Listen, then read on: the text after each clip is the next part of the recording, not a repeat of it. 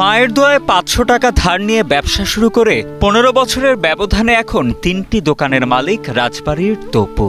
মায়ের থেকে নেওয়া ধারের ৫০০ টাকাতেই দিন ফিরেছে উদ্যমী এই যুবকের।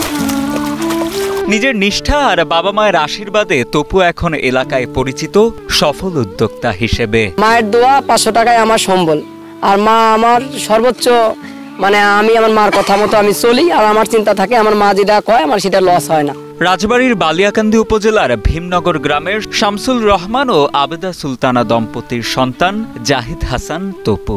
বালিয়াকান্দি দাখিল মাদ্রাসায় ৮ম শ্রেণী পর্যন্ত লেখাপড়ার পর দারিদ্রতার কারণে লেখাপড়া হয়নি তার। সে সময় তপুর মাথায় আসে নিজে নিজে কিছু একটা করার। সেই চিন্তা থেকেই মায়ের কাছ থেকে ৫০০ টাকা ধার চান তিনি। তপু মা একজন সফল মানুষ এবং সে জিরো থেকে হিরো। উদ্যোক্তা তপু জানান ২০১৩ সালে মায়ের থেকে নেওয়া ৫০০ টাকাতেই শুরু হয় তপুর যাত্রা।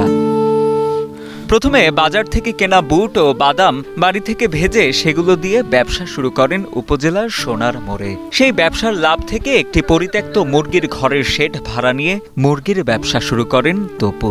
এরপর আবার সেই মুরগির ব্যবসার লাভ থেকে শুরু করেন ফুলের ব্যবসা। এভাবেই ধীরে ধীরে নিজের ফুল, মুরগি ও ছাগলের ব্যবসা সম্প্রসারিত করতে থাকেন উদ্যমী এই যুবক।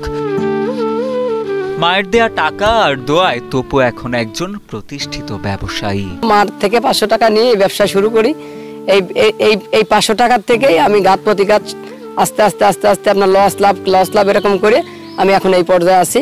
এখন মনে করেন যে এই ৫০০ টাকা অনেক কষ্টের ৫০০ টাকা, আসলে ৫০০ টাকা আমার কাছে এখন মনে করেন ৫০ লাখ টাকার চাইতে বেশি। উদ্যোক্তা তপুর মা আবেদা সুলতানা জানান ছেলেকে যেন ঘরে বেকার বসে থাকতে না হয়, তাই ব্যবসা শুরু করার জন্য ৫০০ টাকা ধার দিয়েছিলেন তিনি। তার দেয়া সেই ধারের টাকা আর দোয়াতেই এখন সফল তার ছেলে তপু। পড়ার ভিতরে বলে মা আমি তো বাড়ি এসে বসে রয়েছি, তা আমার ৫০০ টাকা দাও, আমি একটা কিছু করি। তারপরে ৫০০ টাকা দিলাম, নিয়ে ও চলে গেলাম।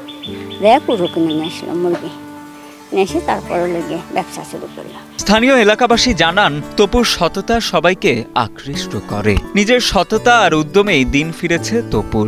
এখন শুধুমাত্র একটি ব্যবসা দিয়েই নয়, একাধিক ব্যবসা থেকে অর্থ আসে উদ্যোক্তা তপুর। আগে তো অনেক গরিব টরিব ছিল, এখন তো অনেক সফলতাই হয়েছে। ছেলে হিসাবে স্মার্ট এবং ভদ্র।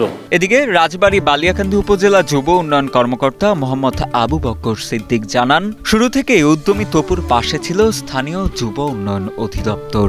এছাড়া সমাজের অন্যান্য বেকার যুবকদের উদ্যোক্তাতে পরিণত করার লক্ষ্যেও তারা কাজ করছেন বলে জানান এই কর্মকর্তা। যে সমস্ত উদ্যোগী ছেলেরা চাকরির পিছে না ছুটে ওরা আমাদের সাথে জড়িত হয়ে এই উদ্যোগী হয়ে এই কাজগুলো করে, আমরা তাকে বিভিন্ন রকম সাপোর্ট দিয়ে থাকি, পরামর্শ দিয়ে থাকি। এভাবে তাদেরকে আমরা উদ্যোক্তা হিসেবে তৈরি করে থাকি।